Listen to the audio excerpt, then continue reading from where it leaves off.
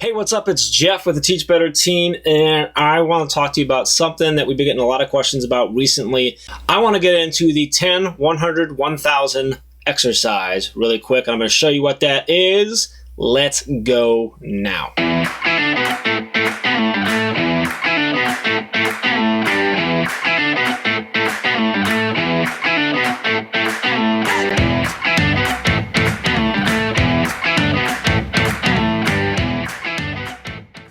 All right, here we go. Let's do this. Before we go any further, make sure you hit that subscribe button so you keep up to date with all of our upcoming videos. And if you like this video, make sure you hit the like button down there. And hey, go ahead and share this with someone that needs to watch it as well. All right, so let's get into it. So, what is the, I guess first off is what is the 10, 100, 1000 exercise? And it's really $10, $100, $1,000 exercise. And here's first disclaimer is there are a lot of videos out about this, a lot of articles, a lot of explanations and ways to break this down. This is just my take on it, and I hope it works for you. So the $10, $100, and $1,000 exercise, some people actually go to a $10,000. We're going to stop with the 3 right now. Is an exercise we're taking a look at where we spend our time, what kind of tasks we spend our time on, so that we can, one, find out whether we can delegate some of those tasks or if we can be more efficient in those tasks. Pretty simple. What you're going to do is actually, it's going to start with, I like to say at least 2 weeks. Some people do a week, some people do a month, whatever it is. You pick the time frame. I like to say at least 2 weeks because that gets you in the habit of tracking your time. And when I say tracking your time, I mean very, very, very specifically tracking your time.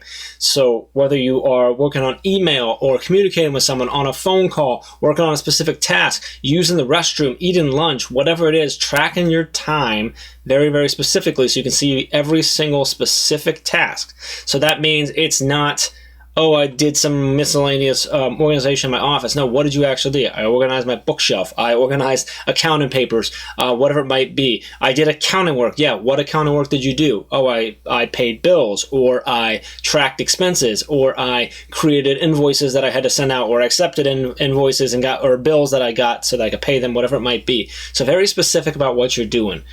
I use a tool called Toggle Track. It's free. It's very easy to use. Gives you little reports and stuff. It's got a great app, so you can use it on the web-based or on your app, so it's a great place to do that as well. I'm going to put a link in the description as well to get that toggle. It is free. There is a paid version, but the free version is more than enough for you to utilize. So, all right, so we start with 2 weeks of tracking our time. At the end of those 2 weeks, what you're going to do is go through and assess. We're going to make 3 columns on either on a piece of paper, on your iPad, on a Google Doc, on a spreadsheet, however you want to do it. 3 columns. $10 an hour column, $100 an hour column, and $1,000 an hour column. And what we're going to do now is go into every single task that we did. And this is why it's really important to break those down to very specific tasks. So you should have a lot of them. And we're going to put them in the appropriate column for what you would have to pay someone in order for them to do that for you. So basic organization, accounting pieces, stuff like that. Typically $10 an hour is going to be handled, right? Things that require a little more skill, training, things of that nature, probably going to be $100 an hour. And the things that require you, that only you can do, because only you have the ability to do it or the knowledge to do it or whatever it might be, you're going to put it into a $1,000 an hour column. So what you're going to do now is you're going to break down all the tasks. What I typically find, not always, but very typically what happens is we find that so much of our time is going to $10 an hour tasks.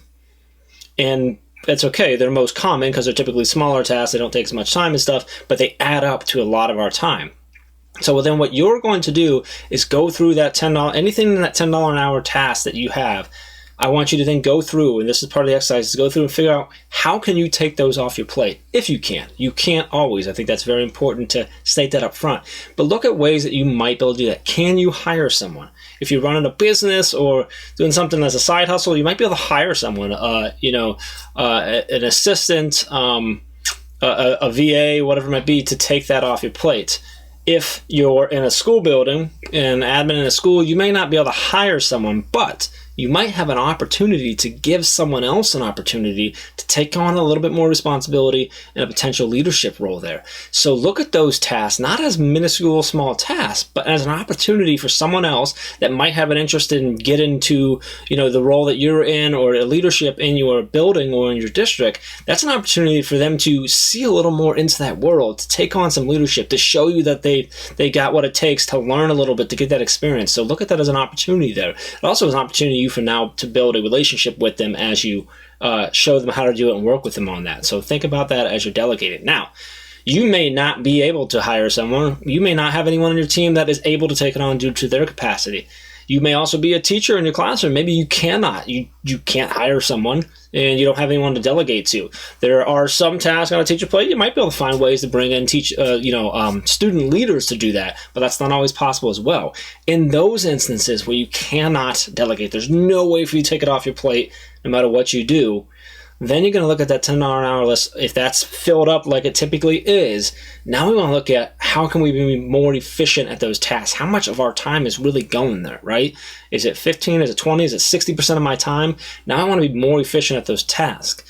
So we're going to look for ways, can I batch these together so I'm knocking out more at once and therefore being a little more efficient?